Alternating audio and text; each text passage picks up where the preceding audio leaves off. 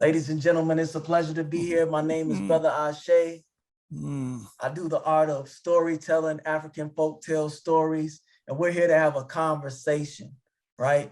I'm here to talk to the generation who did it before me so that I can learn, so I can carry on strong what was carried on strong before me. So with that being said, I just want to pass it off to the great master storytellers, Vusumusi Zulu and Nothando Zulu, to give us a little bit about the history of Black Storytellers Alliance and what sparked that flame or that fly that you had inside of you.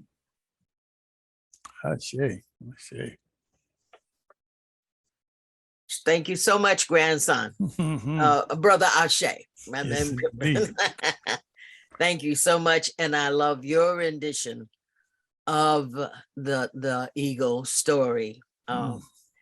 It is one of my favorite stories because it talks about the authenticity of us, of each of us, to be authentic to yourself. But the history of Black Storytellers Alliance, when we first began, we did not start out as storytellers. We started out as a theater group, a group of folks over at the University of Minnesota. And between the parties. And we were called the one office and a Republican to Black.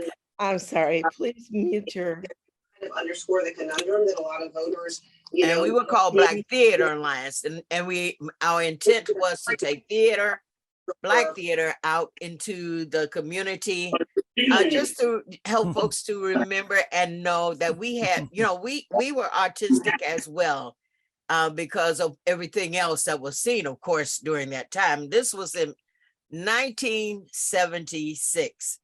One of the head people during that time when we started out was a young man named Philip Blackwell, and he was so creative, so unique. And as we were doing the theater pieces, though, we were asked to do storytelling out in the parks on Sunday afternoons. So we started looking for stories that we could tell.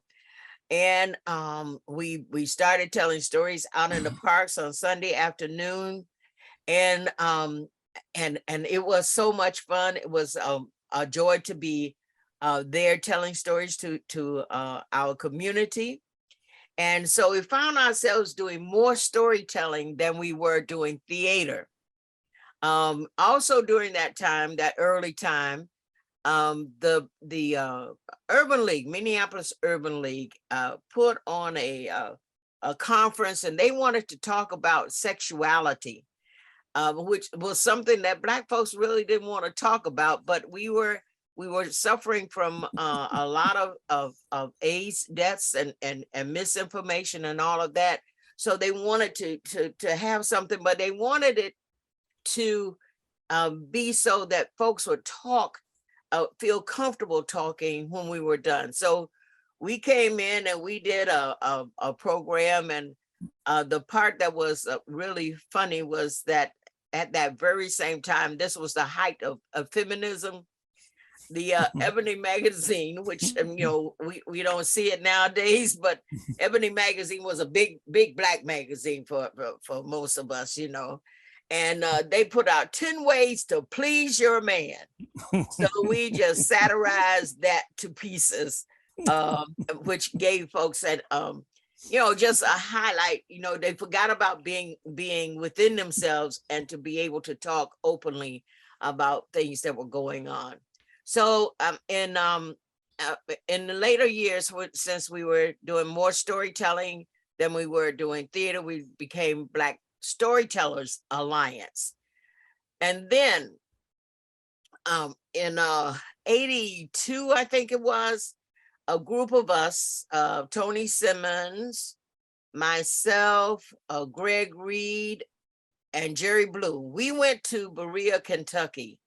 And that is where the National Association of Black Storytellers was holding a conference and festival. So we went, and there we saw, hey, what we were doing was right. It wasn't anything special that we had to do, that everybody had their own styles, and that we were an ensemble telling fit right into the whole picture. So there we met Mother Mary Carter Smith and Temujin Akinfeo, Mitch, Granddaddy Capel, Diane Ferlat, all of these people. So we came back, but we didn't get to go constantly. And then finally in 1990, I think it was, or 91, we went to Myrtle Beach, South Carolina. And that Saturday evening, which is the finale concert, on the stage was Mother Mary Carter Smith and Jackie Torrance. Now, Jackie Torrance, she had been to Minneapolis a couple of times, but Jackie Torrance was just so fantastic because she only used her voice, her eyes, her face, her hands to tell stories, and you were mesmerized when she did that. But here was Mother Mary Carter Smith, co-founder of the National Association of Black Storytellers, this little bitty lady, little tiny lady almost, but she had the strongest voice ever. I mean, it was just big. And so when they were on the stage that night, it was electric. And Vusi said, we got to bring that to Minneapolis and St. Paul. Folks have got to see what we see. And so that's how we started the festival. And going back to our backgrounds, mine is sharecropper, country, and his is citified, slick. Watch out that's now. How we came up with signifying and testifying. So I'm going to turn it over to him to give you some more information on signifying and testifying. Well, before we do that, I would like to point out, one, at Myrtle Beach, South Carolina, where we were, the story was being told then about Igbo landing. Now, I know that some of you may well know about the story of Igbo landing and the Africans who were told that they were going to be workers in America, but were tricked and then chained just as the ship docked in South Carolina. But what they did was what was most important. In chains, as they got off the ship, they walked backwards into the ocean, and they were saying in the Igbo language, something that has become a song for some of us now. And before I'll be a slave, I'll be buried in my grave and go home to my God and be free. And march backwards, chained together, one to the other, until the ocean covered them up. Now, being there that night was so very emotionally moving for me. As Nothando has said, there were a couple of examples right then of the power of storytelling. Storytelling brought them to life.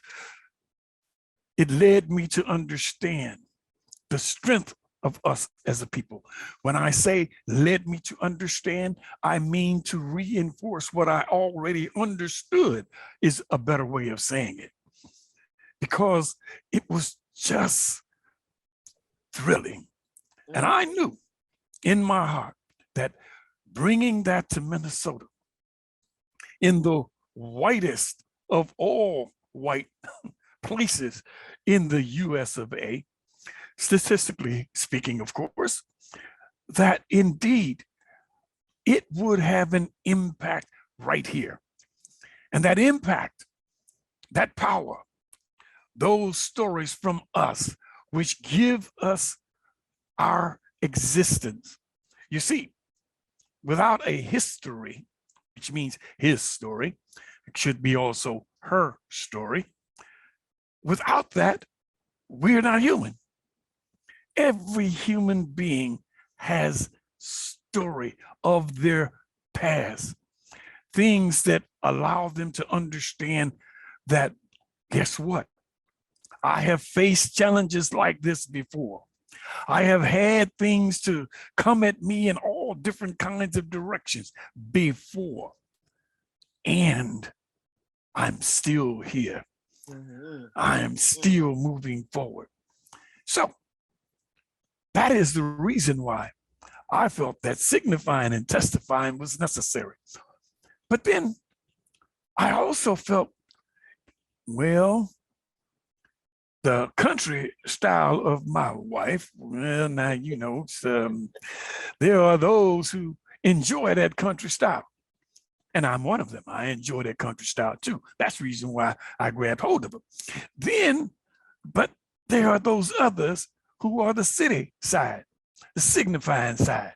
And so we got to put it into a format and a form that can encourage all folks who hear and see to say that we are all a part of the same humanity. So that's why we came up with signifying and testifying. I mean, some of y'all don't know it, but we used to play the dozens when I was coming up. Of course, some of you don't even know what the dozens are. Well, the dozens is that thing where you start talking about somebody's mama in a not so nice way. Now, nobody cared about whether you talked about somebody's daddy, but if you talked about somebody's mama, that was a different story. And of course, those country folks, well, Didn't play it. didn't play it. But us city folks, oh, we played it tough, played it hard. And it was a way of dealing with combat without dealing with actual physical combat. Again, it was the power of the stories then. That's why you had this thing called the signifying monkey. And the many, many forms of it, and I'm not going to tell it because, I mean, well, there's a clean version I could tell, but I'm not telling that either because I'm so happy that when Nothando came up and dealt with the story of the eagle, but doing it in her style, based upon her life, that it brought crowds of folks to their feet, understanding what it meant to be portrayed as a chicken and only to discover being taught that indeed, while you were a bird, you were not a chicken. See, and so when Josh, brother Ashe, did it today, man, that's another piece of storytelling that's very, very important. That indeed our young folks, well, he 2 generations from us. Oh, he a grandson. So he is carrying it on, and we are so proud of that because he is doing it in a way that can reach folks within his age grouping. Not to say that some of us old folks don't understand what he's saying, because it's clear and it's good. And I'm happy about that. So Josh, we put a lot of stuff on you because there is another part of being a grandson of storytellers when the grandparents are always reaching out to him. Josh, can you do this? Josh, can you do that? Josh, can you do the other?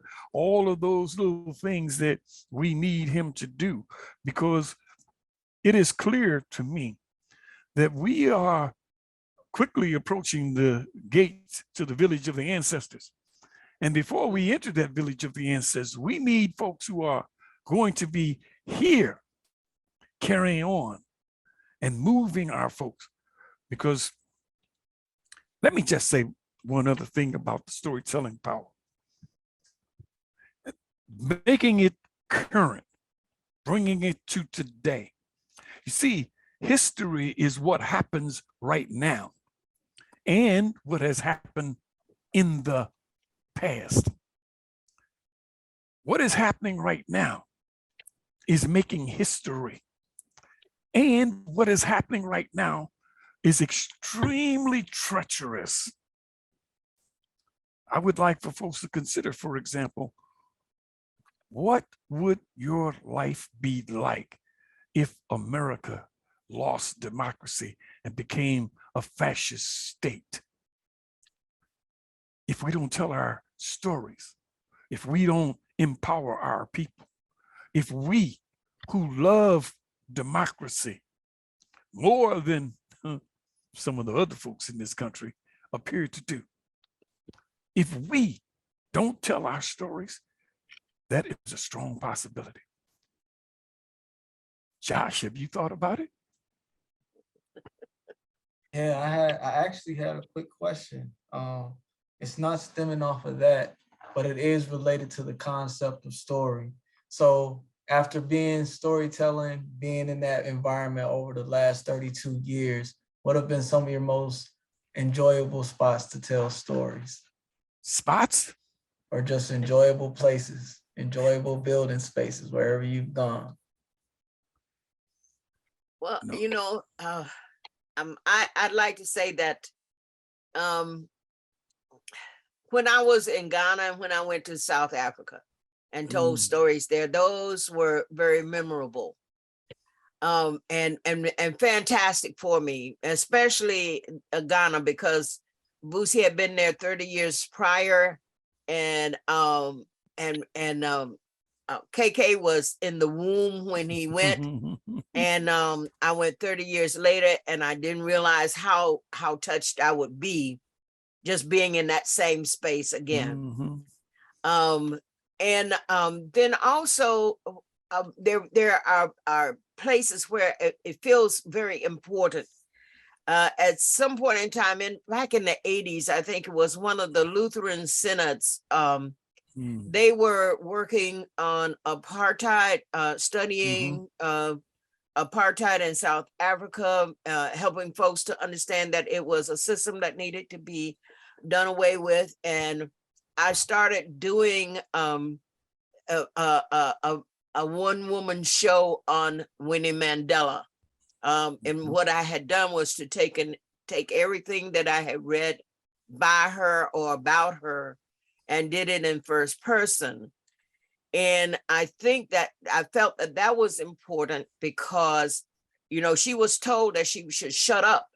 And if she didn't shut up, she would be arrested. And she still took that chance as wife of Nelson Mandela to continue to speak against that system of apartheid. So being able to tell her story in the first person was fantastic for me. And I went across the Midwest telling at the different synods, you know, her story to help educate folk about that system of apartheid in South Africa. So, and the first time I told the Eagle story was in Milwaukee. That was the first time I was featured as a teller with the National Association of Black Storytellers. I was so scared because I was the last one on the program, and it was only women on the program. And the young lady before me was from Uganda. She was a percussionist, and I do mean percussionist. And she, you know, she could beat that drum, and she had the folks all involved. And when she got done, you know, the people were, you know, up, yeah. And I'm thinking, hey, why did he put me on this way? This is my first time. So, you know, but I knew that I had to, you know, keep it up no matter what. So telling the Eagle story was I got a standing ovation when I was done. It was an amazing performance, folks. She walked onto that stage behind this master percussionist from Uganda. And while the crowd was still roaring, she also dealt with telling a very short piece before she told the story of the eagle. And that little short piece allowed the crowd to kind of settle down and get back to their seats. But as she told the story of the eagle, you could hear and feel the uprising within the folks, because she told it in a very personal way about her being a sharecropper's daughter and how she had come to Minnesota and gotten that culture shock of coming from Virginia to Minnesota in the winter with a little light duster on that she had been clothed in, because didn't have any winter clothes. You don't do with winter clothes in Virginia. Getting colder and colder as she got closer and closer to Minnesota.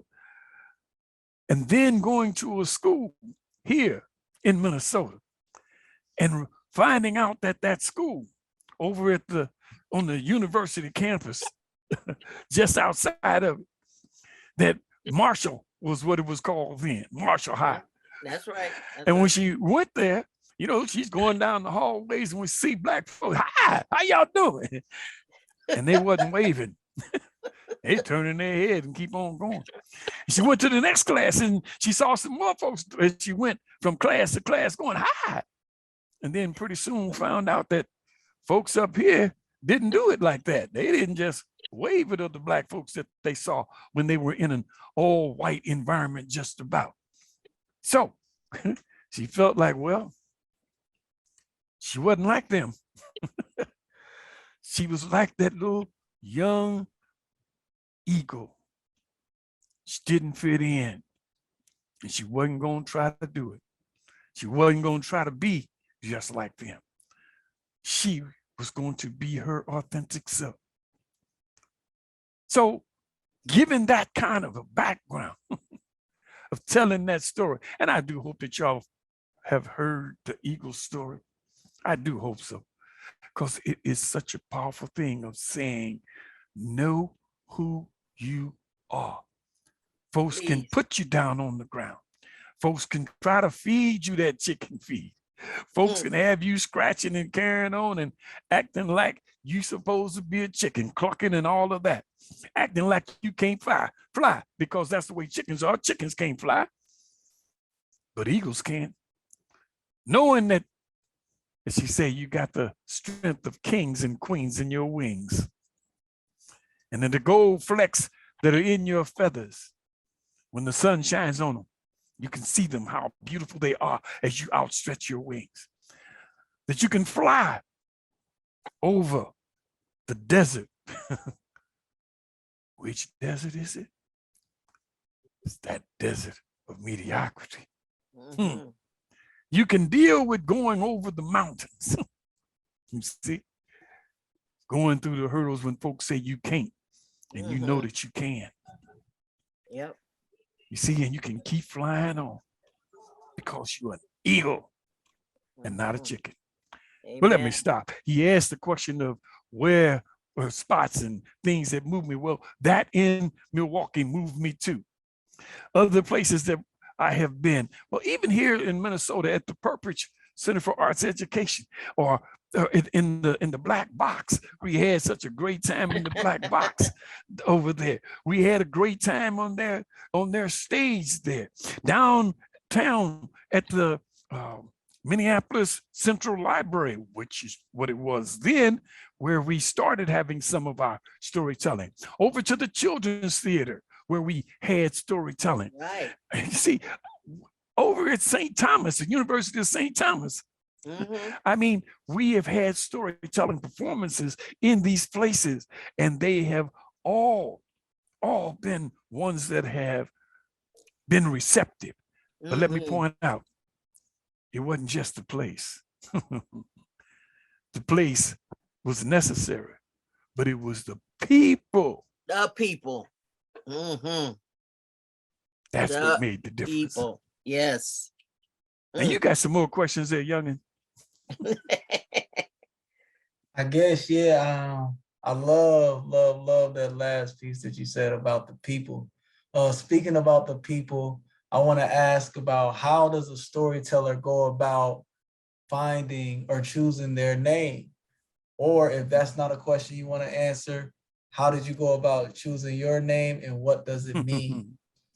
Well, she started first last time, so I'm gonna jump this time. All right.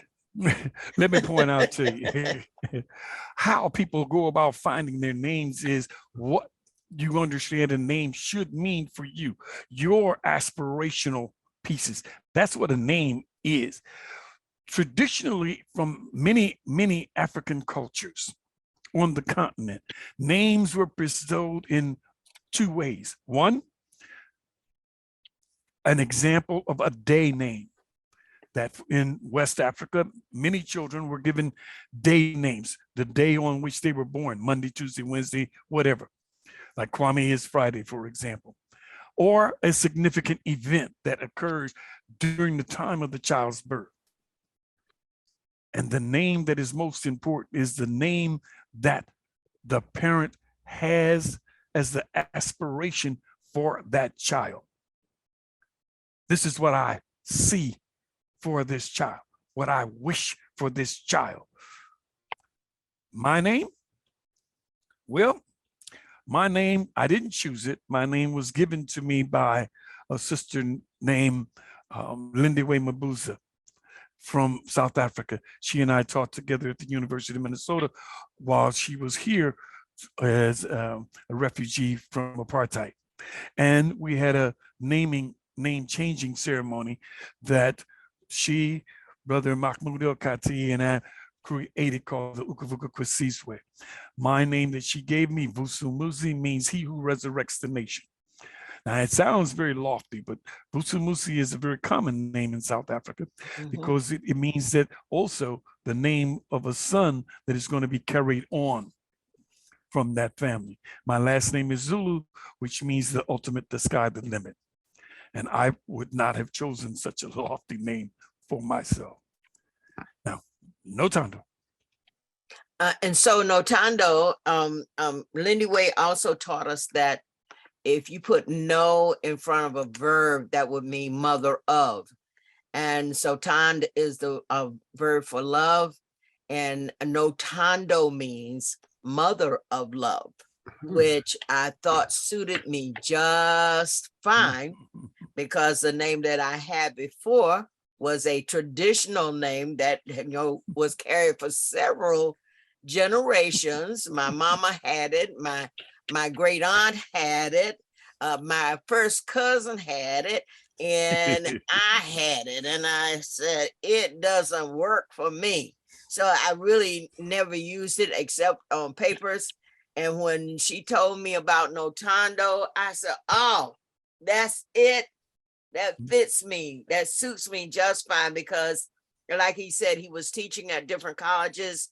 And so young people were in our homes on the weekends because they were coming from Southern schools to go to Northern colleges. And they, plenty of them came to Minnesota to go to the college in St. Peter, Minnesota, Mankato, and University of Minnesota. And so, you know, we had lots of young people in our homes, and of course, we never had an empty house anyway. Even with the children, we never had an empty house. We always had some other people in here. So Nothando fit me just fine.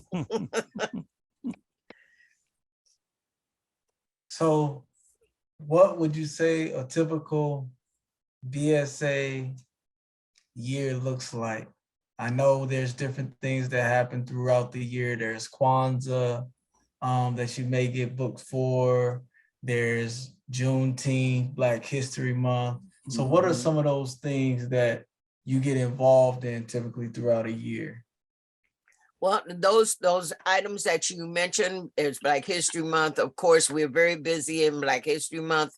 But we have, you know, one of the things back a few years, well, it's probably been 20 or more years, in thinking about, you know, Black history being year round. We've looked for ways to continue to, you know, tell stories in other times. So March, Women's History Month, that's a good one for us to be a part of.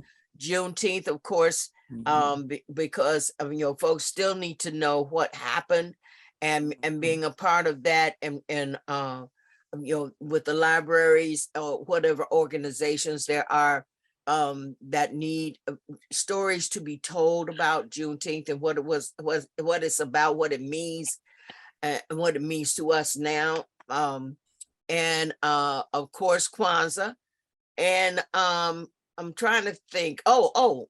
January, Martin Luther King Day.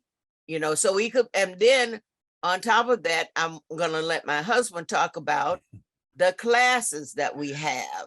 I appreciate that thing. She is the president, so therefore she does allow me to deal with these things.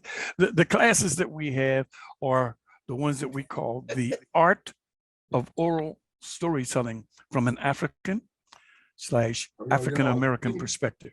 The classes, it's called the art of oral storytelling from an African-American perspective. And we are always looking for referrals of African-American folks from 6th grade through senior citizens who would like to learn the art. In fact, whether or not they think that they may become a storyteller, it may be that they would like to explore what it is like to be a storyteller. What does that involve? And we use a number of other master storytellers from across the country to assist as part of the instructional team. We then say that we will have 15 personnel that will be a part of that class.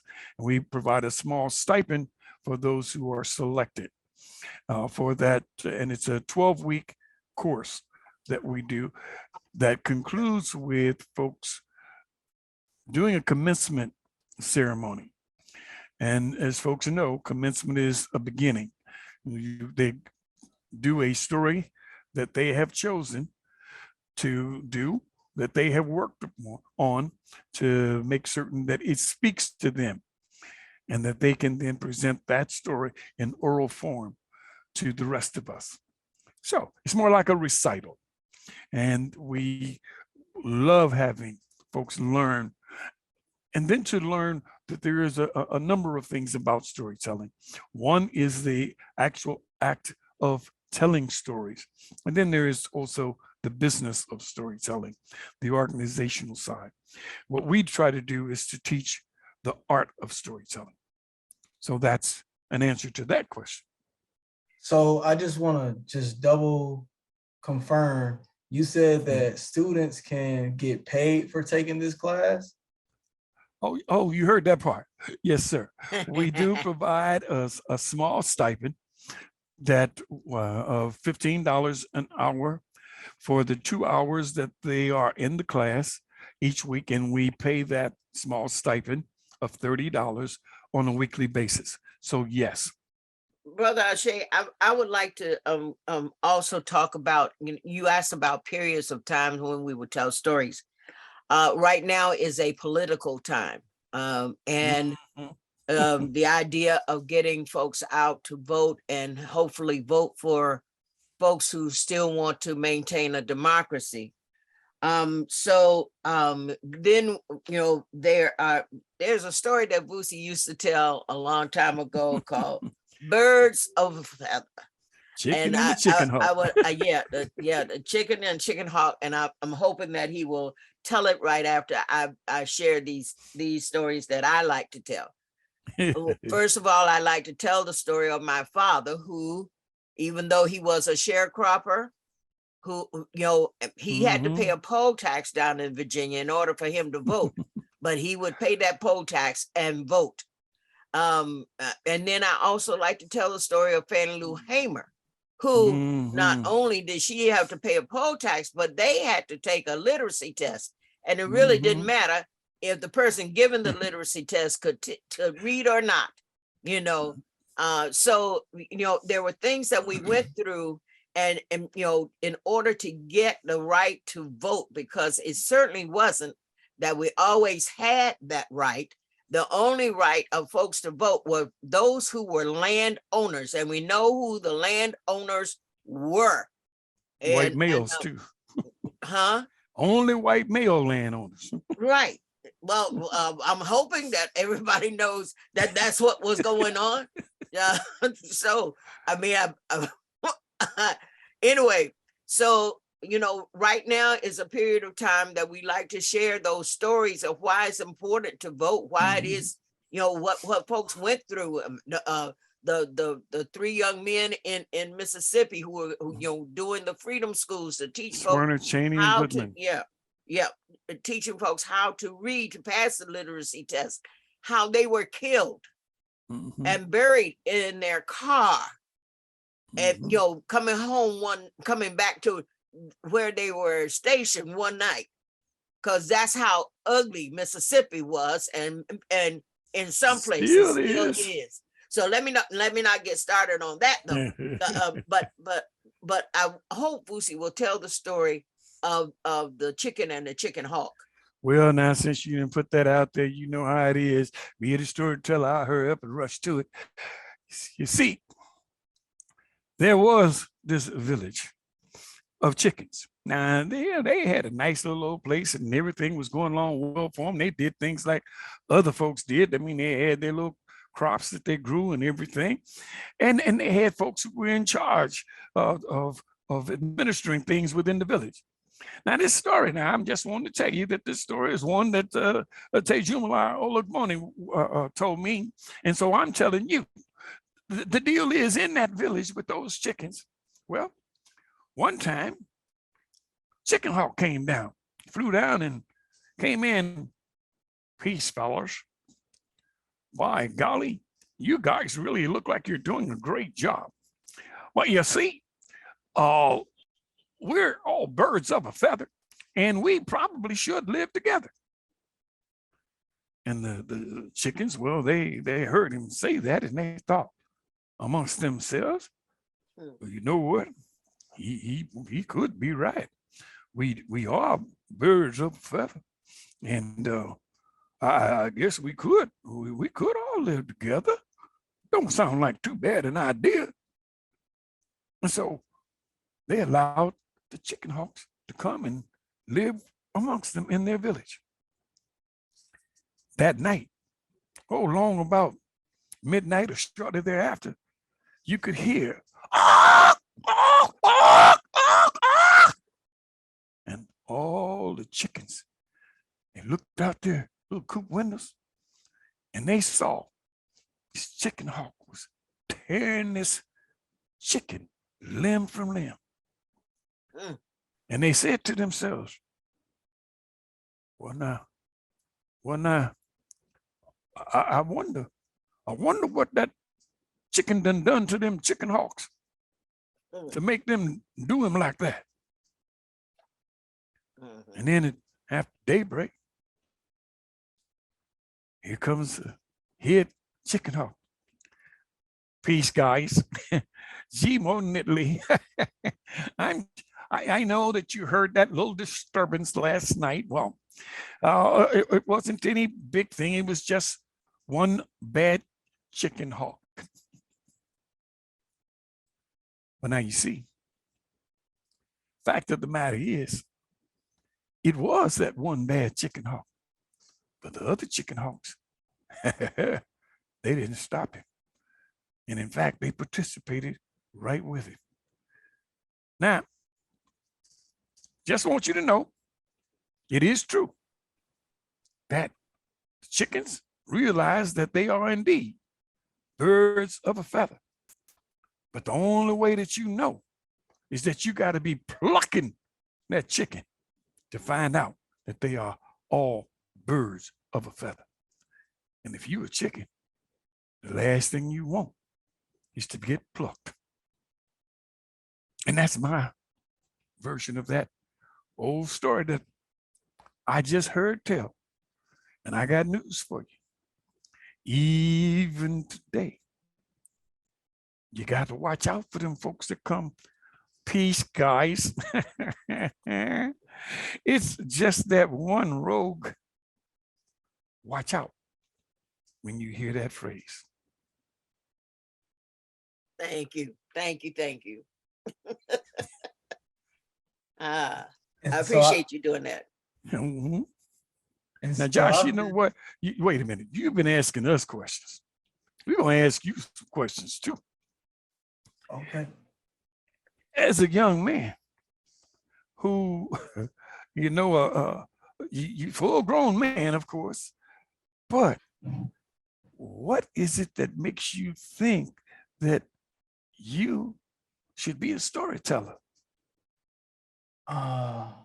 I feel like something that makes me think that I'm made to be a storyteller is not about just the experience that I experienced with my grandparents. It's mainly about that lens that they provided for me. So like that lens of a storyteller is what I look at everything in life from.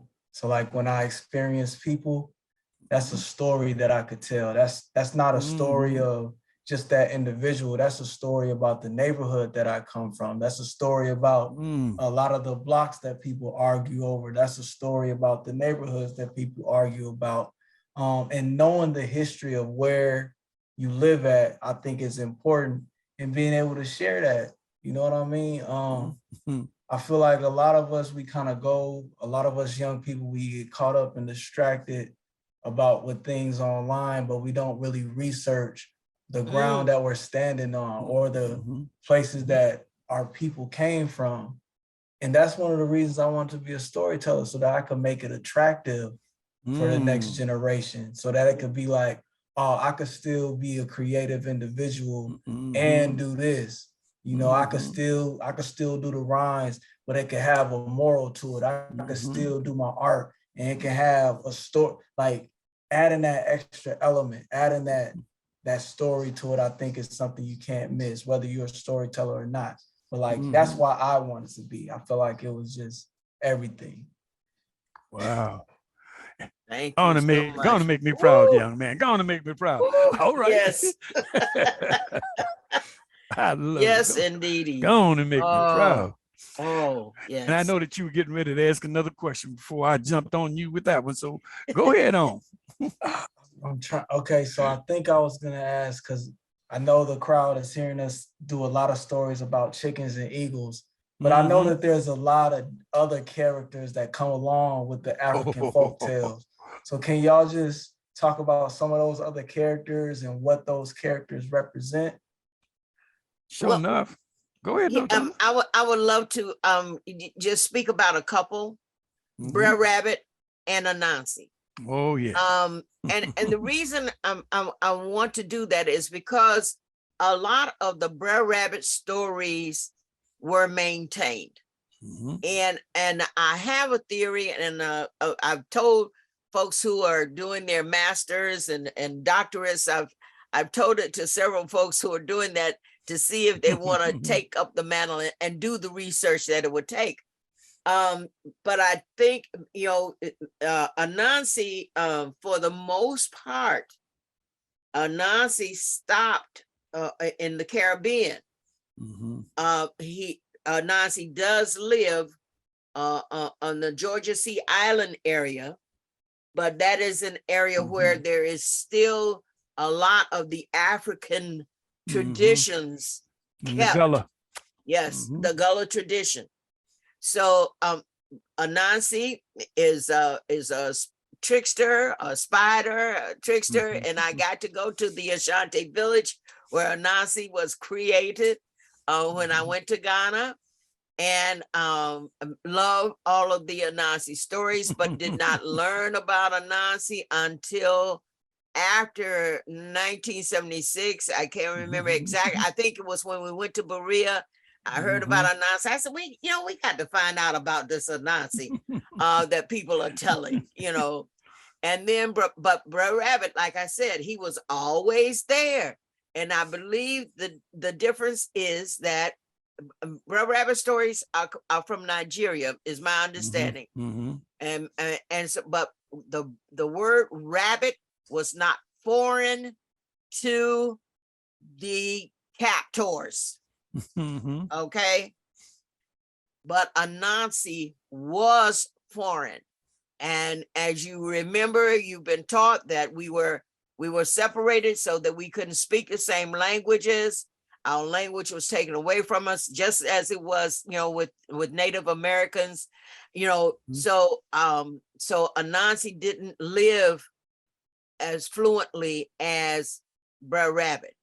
And then when you look at us in the diaspora, because we are everywhere, almost everywhere. You know, we were dropped off in different places, and some places we dropped ourselves off because we took over ships and said, hey, you know, we and tried to get back home, but we got, you know, to other places. But anyway, that's a whole different thing and more story to, you know, but that is a part of how you can share too, you know, that history, that lineage.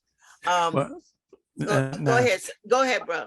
I'm just gonna say that, leaning on the ones of the Brer Rabbit, also recognized that the captors began to collect the Bruh Rabbit stories and act as if they were their stories, simply because they had collected them, which is the worst type of thing, because it's taking our stories, taking our us, and then selling it back to us as if it belongs to them. And it's not true, just simply not true. Bruh Rabbit is just one of many. There's also Bruh Fox, Bruh Bear, Bruh Coyote. Now, Bruh Coyote, you know, is more prevalent in the indigenous people's culture, just like Bruh Hawk is more prevalent with them as well, and Bruh Eagle. Now, the African format, however, and understand when I say the African format, that Africa is such a huge, huge continent that I am generalizing, that indeed the type of story was, when using animals as the characters, it was to say that I can talk about folks without identifying them. They identify themselves. Like my daddy used to say, if you throw a rock into a crowd of dogs, it's the one that's hit that hollers out. So if I talk about a story about Brer Rabbit and how Brer Bear is getting tricked, if you see yourself in that Brer Bear or Brer Rabbit or Brer Snake, whichever one of the animals that we use, then that's you. That sees you. And of course, I get my message across at the same time that I am talking about you, and you ought to straighten up and fly right, which is another story, of course. Now, but see, because that's Brer Buzzard. Now, animals and are things that in this country they call them folk tales, to deal with them, and then that there are fables. And in Africa, there's also the great wealth and storehouse of fables, most notably those by the one individual that the Greeks named Aesop. Okay, and Aesop was African, who had all of these fables, and you can go back and read Aesop's fables as well. So it's we have a number of animal characters, and we love to, especially me, I love to use the animal characters because it allows me a great deal of additional flexibility in telling my story. Brother Julius Lester is another one who has done that as well. He is also a storyteller and an author. He's the one who wrote How the Snake Got His Rattles, which I think is such a brilliant story in and of itself. And notice also that in our stories with animals, we also deal with the creator as someone with whom we are quite familiar, because we are. Now, you ask us a single question, and let me tell you, as storytellers, we will go on with these answers. I like the depth of the answer. The depth of the answer is good, not only for myself, but for all of everybody that's just enjoying the time.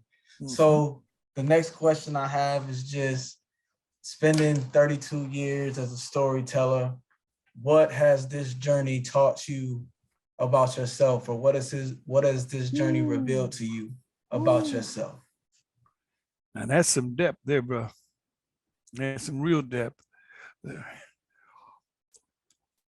I will say that with the 32 years of doing the festival, that's what that is, 32 years of the festival, it has kind of taught me perseverance, real perseverance, because I'm telling you, it's no joke talking about putting on a festival that's for 3 days and bringing people in from across the country, and in fact, from other places like Jamaica this last time, or Canada as well.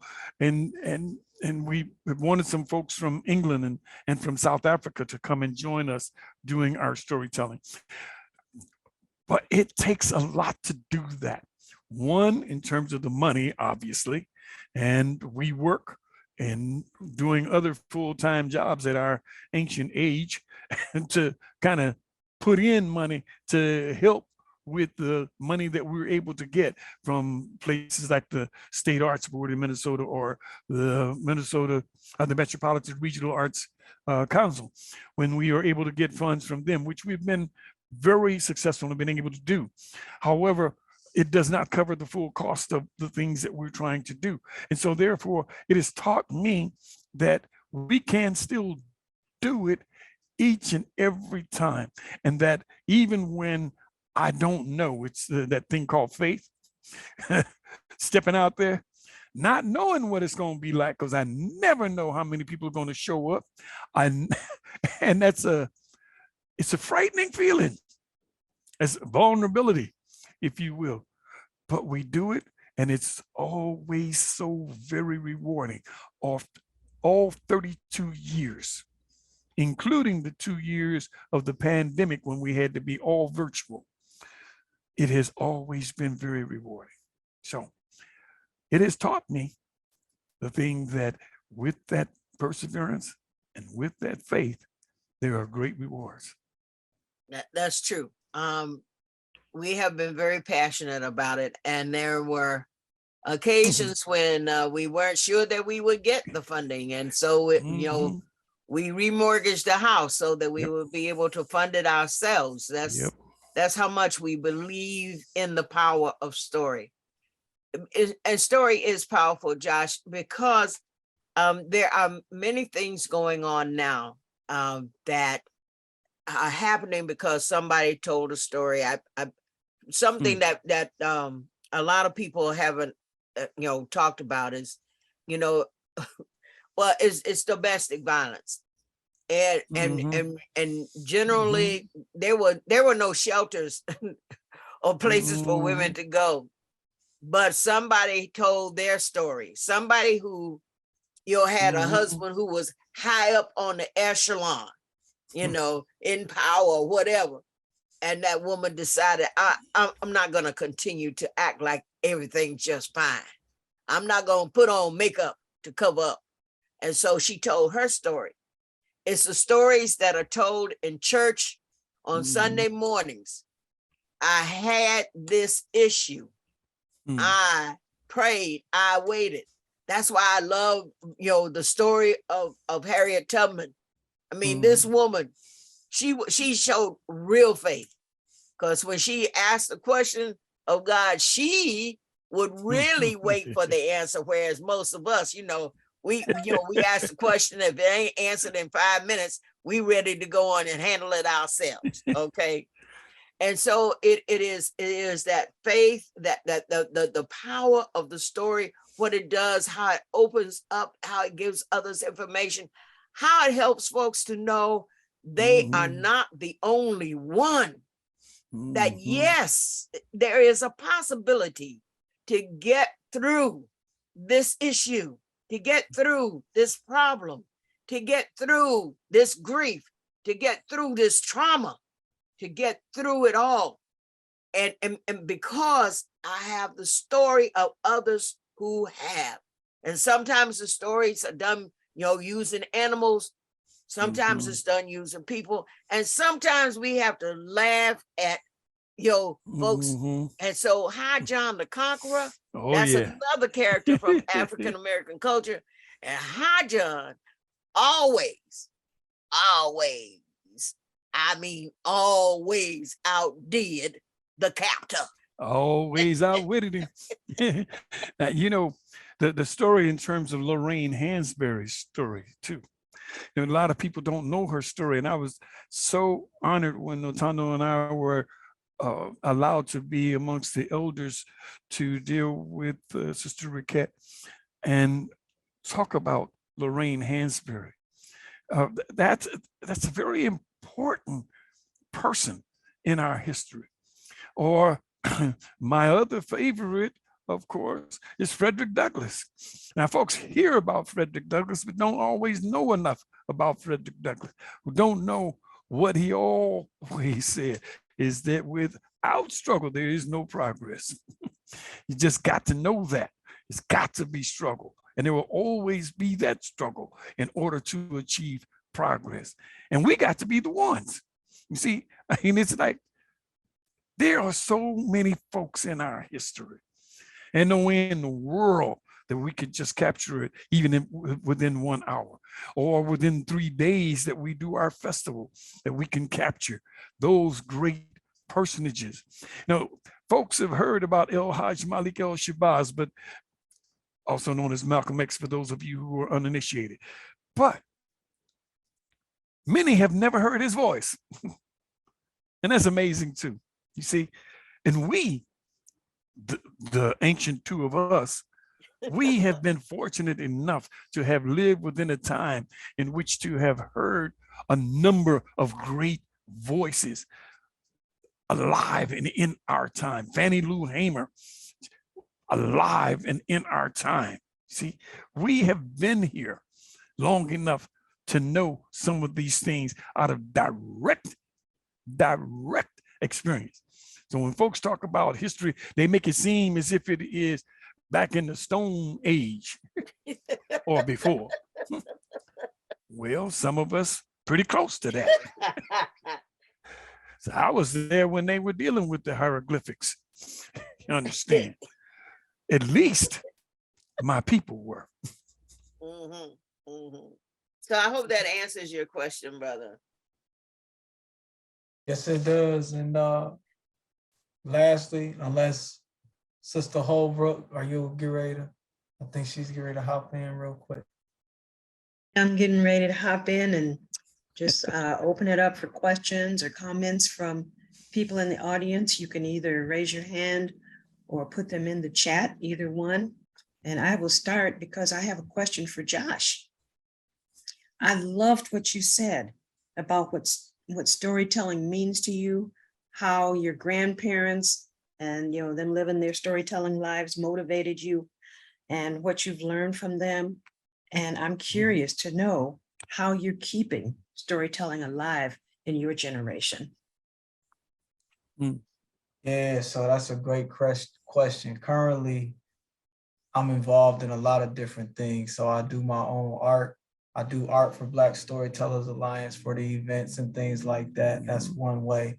Another way is I'm very deeply connected to a dance culture called Memphis Jukin out in Memphis, Tennessee.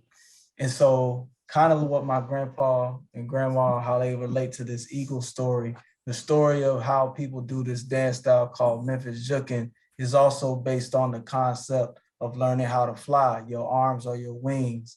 And this, when you see them do this dance style, they call it urban ballet because they're on their toes and it looks like they're flying when you look at them in front of you, and the illusion is crazy. And the way that they get to that level is by enduring the pain of the city that they come from.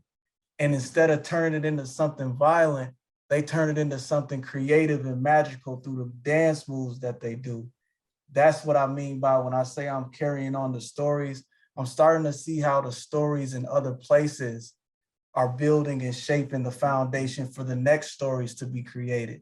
And I'm trying to make sure that we capture those so that like it doesn't just get pushed into the back burner like things have happened for us in the past. See why your grandparents are proud of you. Yes, indeed. Absolutely so. You're thanking all three of them and thanking them for the intergenerational moment. I know you have more to say, Raquette. I definitely, I want to start with Josh first.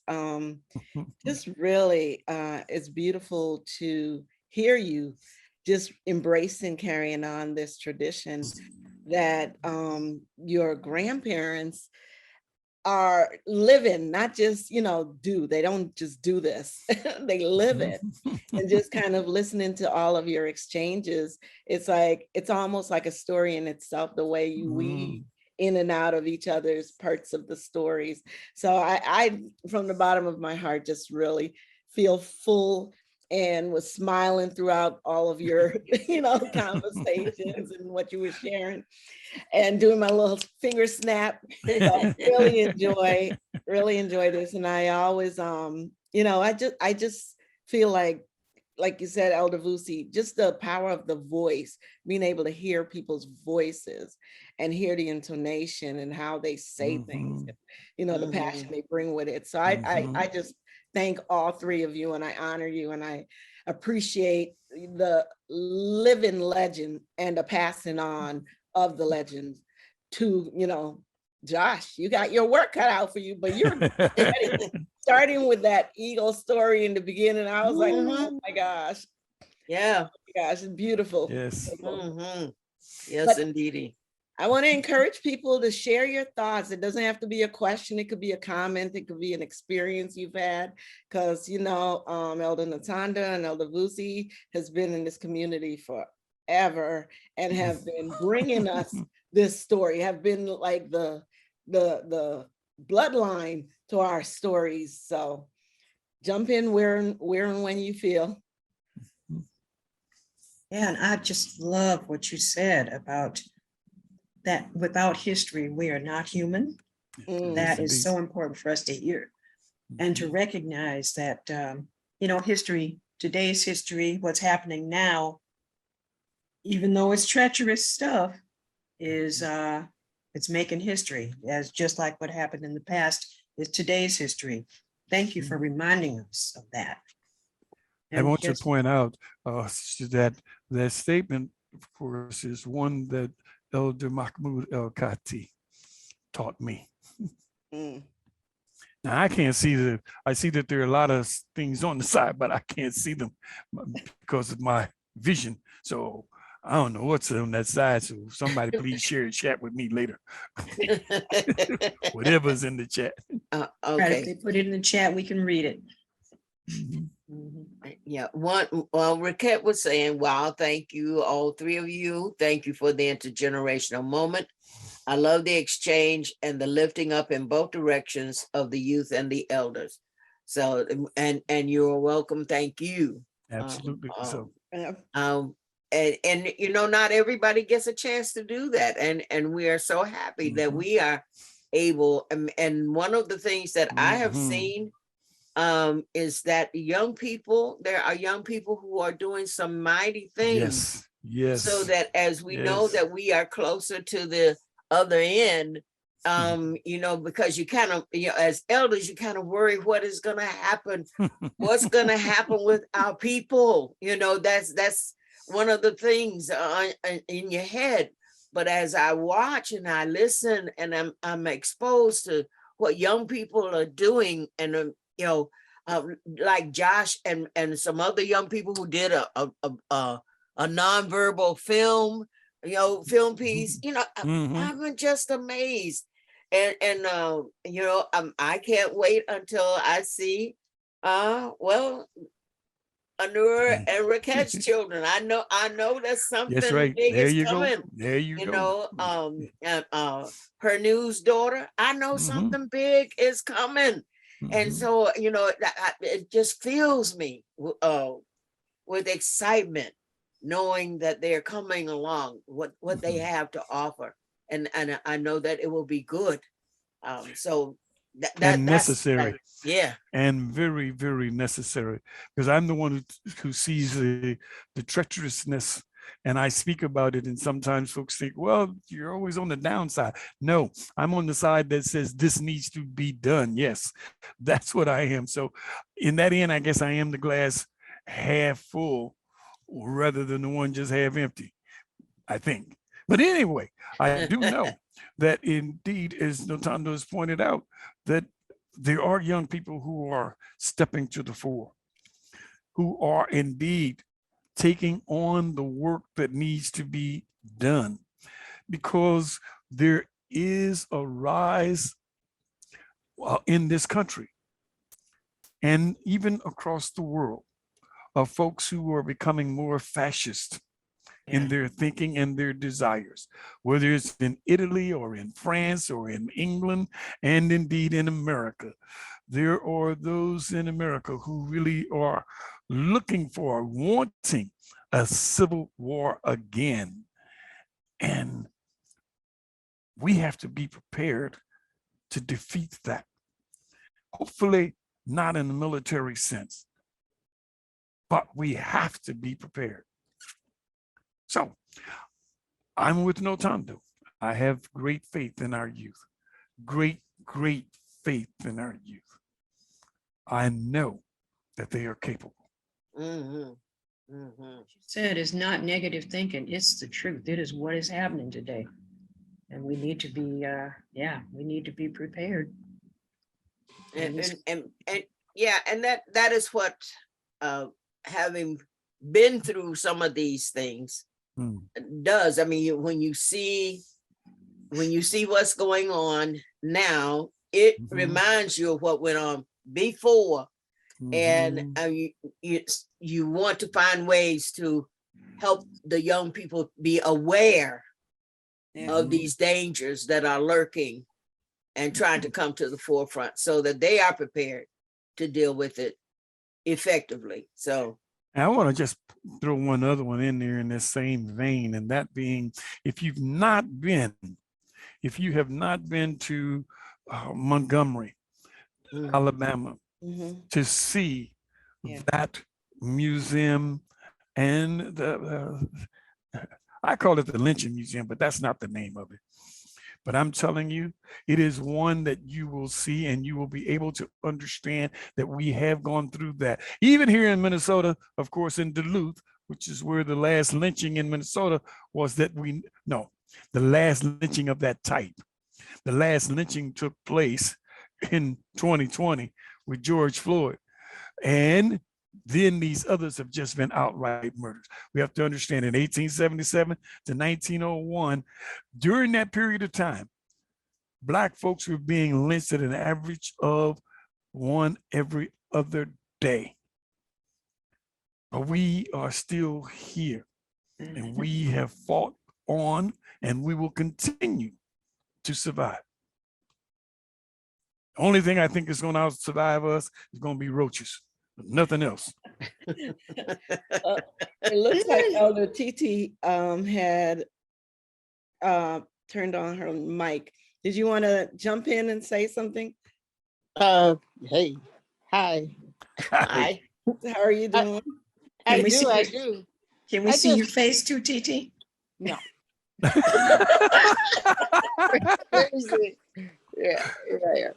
oh, there she Hello. is. Hey. Hey. Yeah.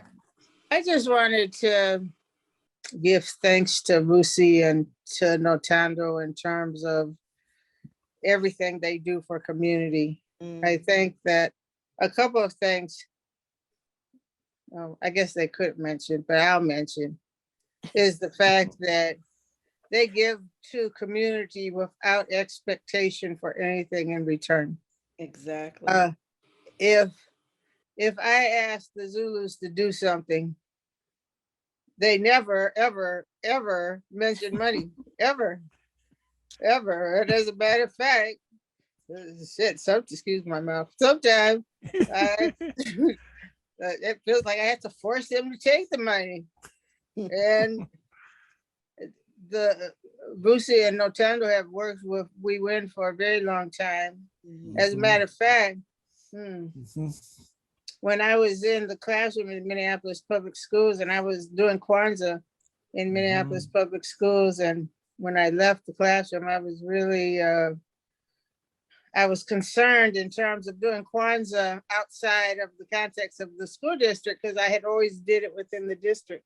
And the first place we did it was at Sabathani, and Nothando was right there with us. And they've been with us ever since. I can go to their door and knock on the door and they'll offer me a chair and I can get 2 hours of stories just for coming by and saying hello. There are generations of children within We Win that not only have benefited from the stories, but are storytellers in their own right.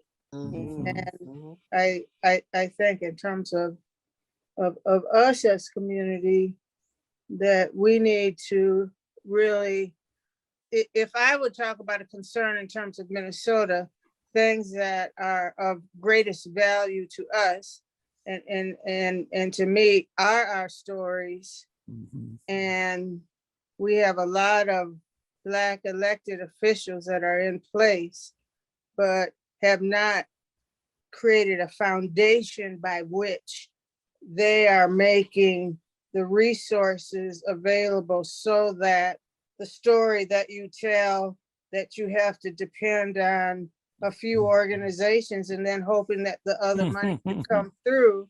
Mhm. After 32 years, you know what? White folks do what they're supposed to be doing. But I'm saying that in this case, we need to be looking at ourselves.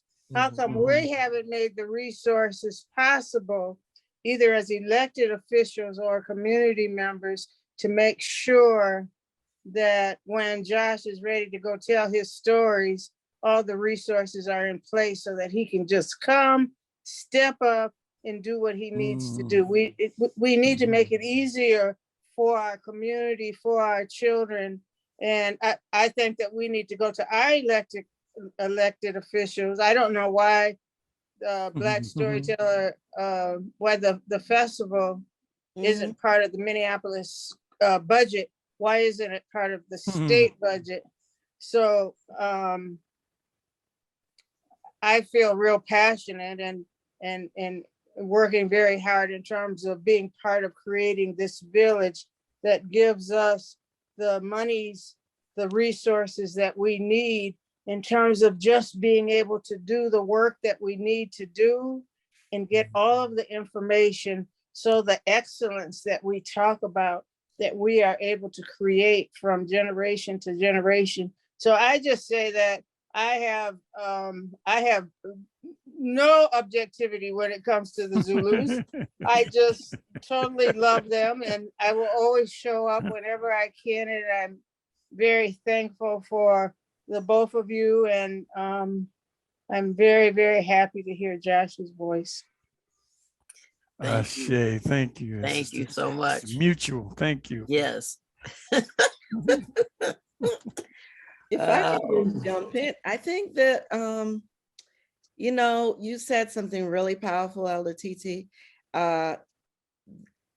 as something that's almost like a, you know, when you talk about national treasures, it's definitely a Minnesota treasure.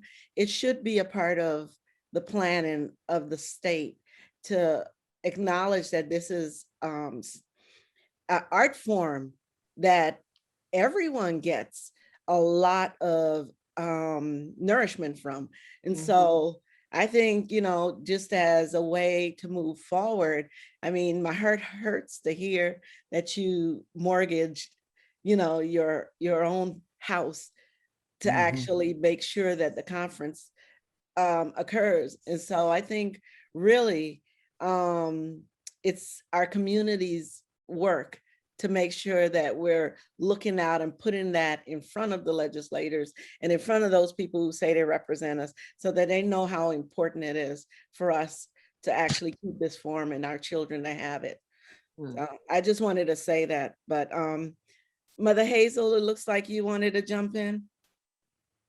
Yeah, I saw the note that you put in the chat. I mean, but I've been part of Black Storytellers for a while. I'm not a storyteller, but I love hearing the stories.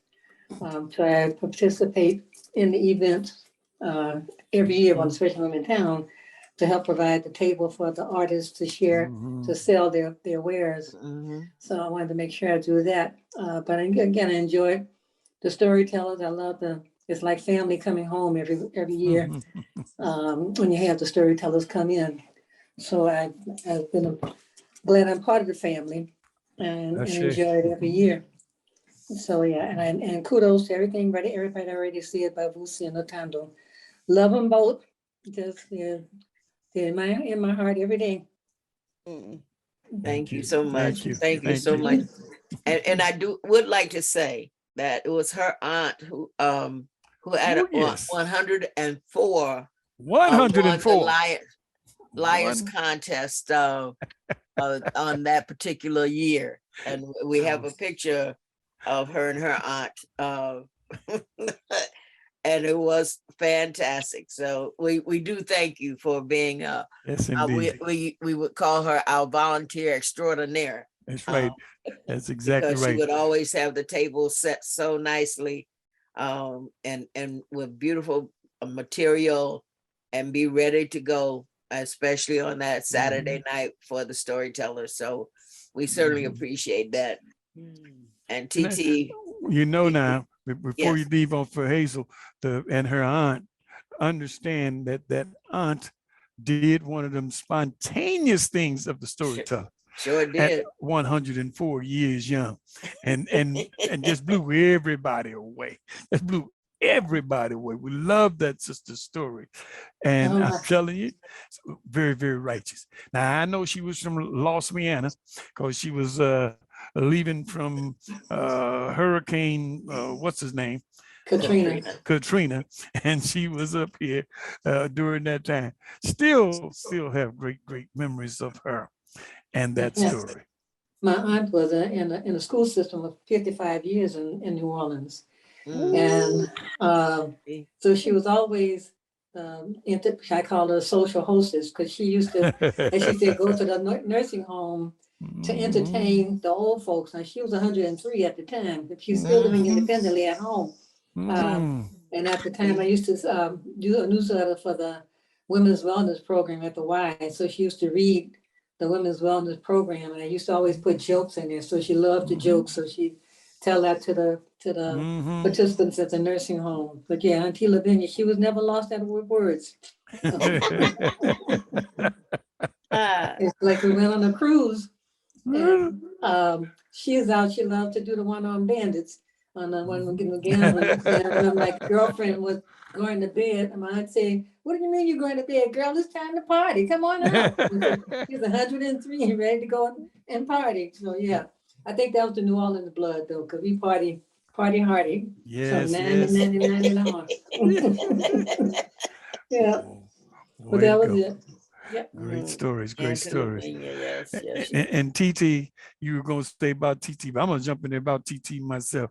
See, because now look, y'all, it seems like right now, from what I have heard of folks on, this is a mutual admiration society right here. Yes. Because there's nobody that I have heard for whom I have just great respect and love for each and every person that I've heard, everybody that I've heard thus far. So, and TT's up there with her little bad self. I mean, it's a mighty woman, even though she's not that high in height. I mean, she is tall in stature in terms of what she is doing. Absolutely. And has an organization that is righteously named We Win. Right. That's a righteous name. You hear me? I mean, it's like saying in black ink. That's right. That's a righteous name. That's right. More than one story. All right. I'm all good and with that. teaching the young ones to be storytellers as well, starting with telling the stories of our people. Last year, I can't remember exactly when it was. COVID has got me unclear as to when we were out last, but there was one year I know we were down there with Nakima, and the children told a story of Sister Josie Johnson, yes. Story of Mahmoud, I believe, and there was a couple of others, and but they had learned all of these things. When I was talking about telling the story of Winnie, where you take in all of the information you can, and then you tell their story. Doesn't mean that you're going to say everything that you learned, but you're going to tell their story so that folks understand and know who they are. And that was, I was so proud of those young people. I mean, and these were elementary students. These were not high school students or middle school students. These were elementary school students who were doing that job. And I loved it to pieces. So she continues to work in the schools, educating, trying to help our children to be able to read and excel in school. So yes. Yeah. All right. Yep. Before we go to the next person, TT, hold on a second, please. Oh, okay, no worries. I just want to make sure everybody sees the evaluation form in the chat. We'd like for you to fill that out before you leave. So yeah, that's just in there. So go ahead, TT. Okay. ahead, I what were you was just gonna going to say that the children told the story of Nothando too, and I think that maybe the powerful piece is that the elders that they were speaking of were in the audience and then stood up there with the children, because our children need to know that all our leaders are not dead, that they're right Mhm. here, that we can Mhm. learn from them, and that we need to make more opportunities by which our young people are as articulate as Josh is. But they can be that articulate when they're 7. They can be that. Mhm. We got this little Mhm. 5-year-old who's Mhm. just this little child is so amazing. And it's our responsibility to grab it and help them and to hold Mhm. them before Mhm. white supremacy tries to Absolutely. steal it and destroy it from them. Absolutely. Right. So I'm Absolutely. just very thankful, y'all. Yes, Mm. absolutely. That is our great enemy, is white supremacy. Whether it Mhm. is held by white folks or black folks is irrelevant. As long as it is white supremacy, that is their ideology. That is our enemy. Mhm.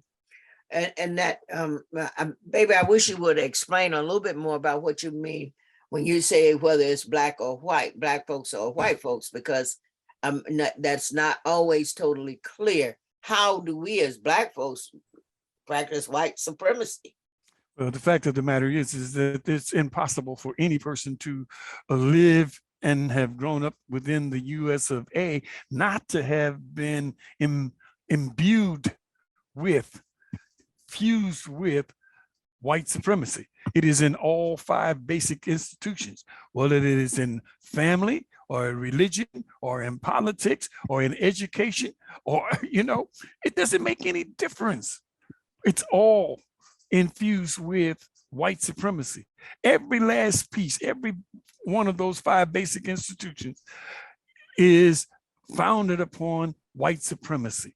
And black folks, therefore, we are touched, tainted, or tinged by some degree with white supremacy.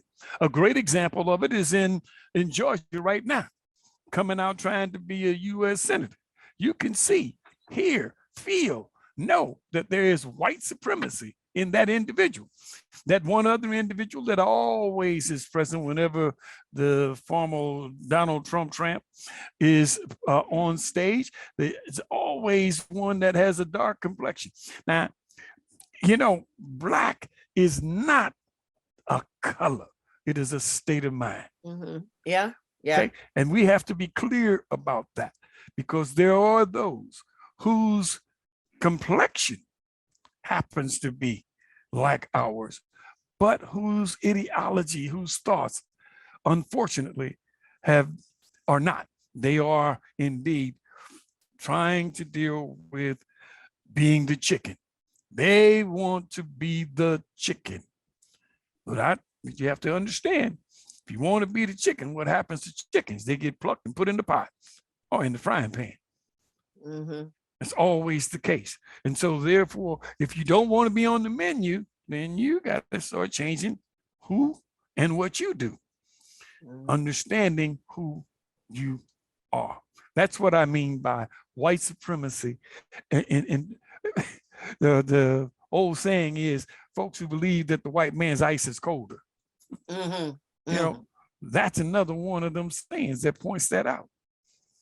That if it's white, it's all right. If it's brown, you just get to stick around. But if it's black, boy, get back. Yeah. Some of us came up with all of those kinds of statements throughout our young, our youth, when we were very young. That's all we heard were the negatives about being black. That's all. All we heard was the negatives about Africa. Right. Tarzan. Yeah. I didn't know that food didn't exist until Mahmoud told me. That's not God true. But yeah, isn't that funny? Africa was so bad, but look at what was there. What was there that they were always putting their hands in. There's a story written by a woman. It's called The Legend of Africania. Yes. And it talks about all of the mahogany and the diamonds and the gold and all of that. That old gray monster wanted to deal with. but he kept telling everybody else there, Afrikaner, you don't want to be bothered with that, you know. So we're told, you know, you have to educate yourself, because it's not going to happen in the schools per se. You know, you got to educate yourself on who we are, how much we have had to offer, what we have offered to this world. Hmm. We have done so many things for the betterment of the world. And if it's good for us, it's great for everybody else. And we're welcoming, you know, so and maybe that's why folks are so angry at us, why we are always at the bottom of the pecking order as far as, you know, us supposing to have, you know, why aren't we supposed to have reparations? Why not? Look, we didn't tell you put us on a boat and come here. We didn't ask for that, you know, but you know, we no, wait a minute, hold on, excuse me, baby. I'm sorry now. Wait a minute, I gotta say this. I gotta say this. It is because with everything that has happened to us, we still stand. That's it. And still we rise. We still stand. Now you have to understand, they didn't put us on the boat. They put us in the bottom of the boat. That's right. Stacked like pieces of lumber. Sardines and we in a still can. stand.